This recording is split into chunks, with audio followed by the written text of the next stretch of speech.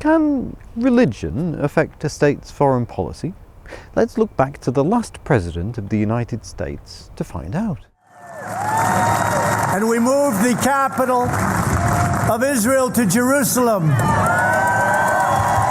That's for the evangelicals. You know, it's amazing with that. The evangelicals are more excited about that than Jewish people. It's really, right? It's incredible. Let's look at what Trump said there. I'll quote him directly.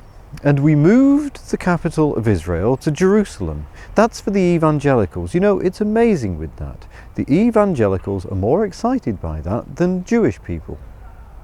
We'll deal with the basics first. Neither he nor his administration moved any capital. The US Embassy was moved from Tel Aviv to Jerusalem. But why do that? Well, once again, let's go back to the very start of the course when we looked at the Malayan dialogue.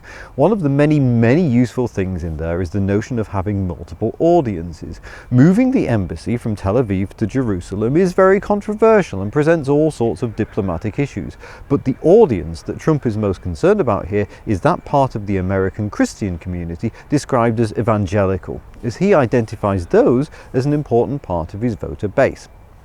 Going back to my question then, can religion affect a state's foreign policy? Well, we can't make a causal argument here. As Dittmer points out, the psychology of decision making at the presidential level is of course well beyond the ability of academics to do anything but speculate. But we can look at their words, their actions, and the people who influence them. Let's look at the learning outcomes.